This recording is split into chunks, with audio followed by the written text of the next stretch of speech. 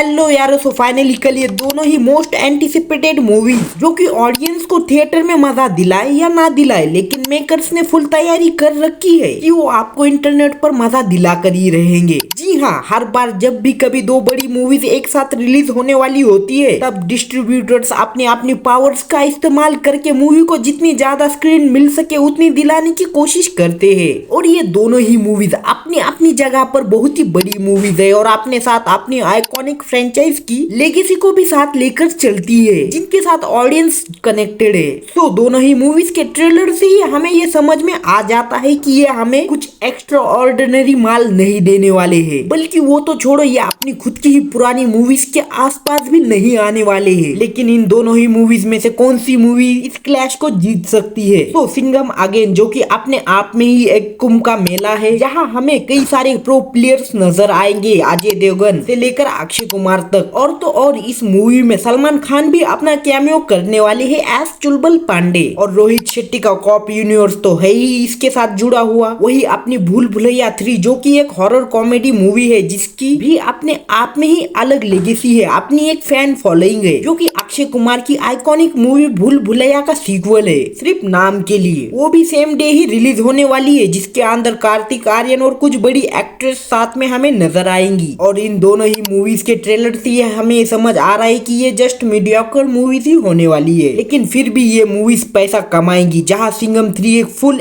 Mass action मसाला movie होने वाली है, जिसके अंदर हमें एक के बाद एक कैमियोस दिखेंगे मूवी के बीच में। वही मूवी के आखिरी बैटल में सब लोग साथ आकर ये गाड़ियों की रासलीला करेंगे, जहां ये मूवी फुल्ली टारगेट करेंगे मास एक्शन लवर्स को, जिनको इस टाइप की मूवीज देखने का शौक चढ़ा हुआ है। और इसीलिए ये मूवी ओपनिंग डे पर 50 से 60 करोड़ तक की ओपनिंग कर सकती है। वही भूल भुलैया 3 एक परफेक्ट फैमिली के साथ एंजॉय करने टाइप वाली मूवी है, लेकिन फिर भी इस मूवी में तृप्ति डिमरी है। और आप ये मुझे बोलने की भी जरूरत नहीं कि फिलहाल तृप्ति डिमरी इतनी फॉर्म में क्यों है, इसलिए कुछ कह भी नहीं सकती कि ये कितनी फैमिली फ्रेंडली मूवी होगी, जो कि 30 से 40 करोड़ की ओपनिंग ले सकती है, जो कि ये कोई भी छोटा नंबर नहीं है, ये बहुत ही अच्छा नंबर है। और इसी वजह से इसके चांसेस भी मुझे पर्सनली कुछ ज्यादा ही अच्छे लगते हैं, क्योंकि वजह ये नहीं है कि ये मूवी अच्छी होगी, इसकी वजह है मूवी का जॉनर। जहां मूवी एक हॉरर कॉमेडी है, वही मुझे ये बोलने की भी जरूरत नहीं है कि इस साल हॉरर कॉमेडी मूवीज ने क्या तहलका मचाया हुआ है। आप मुंजा को ही ले लो, एकदम सीजीआई जनरेटेड कैरेक्टर, वही इस मूवी का मेन लीड हीरो भी कोई फेमस नहीं है। उस बंदे की तो मुझे लगता है ये डेब्यू मूवी है शायद, ये मुंजा मूवी। फिर भी इस मूवी ने 100 करोड़ की कमाई की है। वही अपनी स्त्री 2, जिसने तो पूरी बाजी ही पलट डाली और हमें एज ऑडियंस और मेकर्स को ये यकीन दिलाया कि अगर मूवी में दम है तो वो इंडस्ट्री की हाईएस्ट ग्रॉसिंग मूवी भी बन सकती है। लेकिन ये भी एक बात है कि ये स्त्री यूनिवर्स या सुपर नेचुरल यूनिवर्स की मूवीज थी, जो कि अपने आप में ही नॉवेल्टी फैक्टर्स को लेकर चलती है अपनी हर मूवीज के साथ। वही अपनी भूल भुलैया 3 के पास क्या है? तृप्ति Dimri.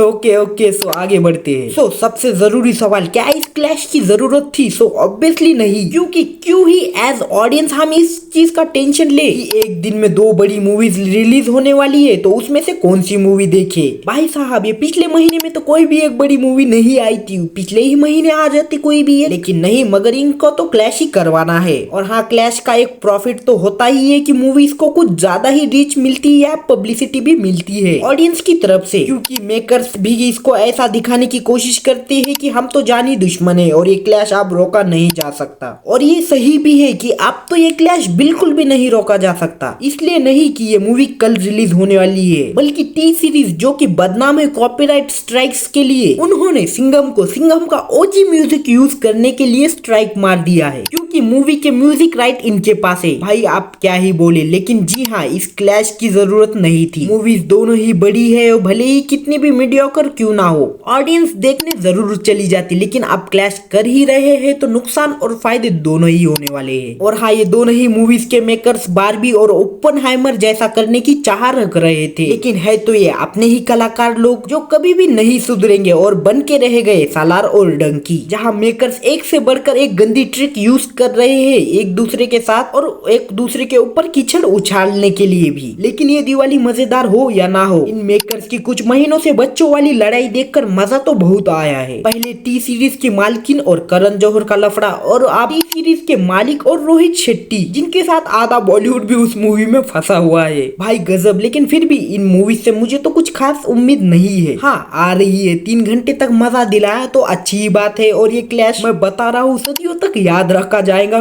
Battle of two mediocre movies.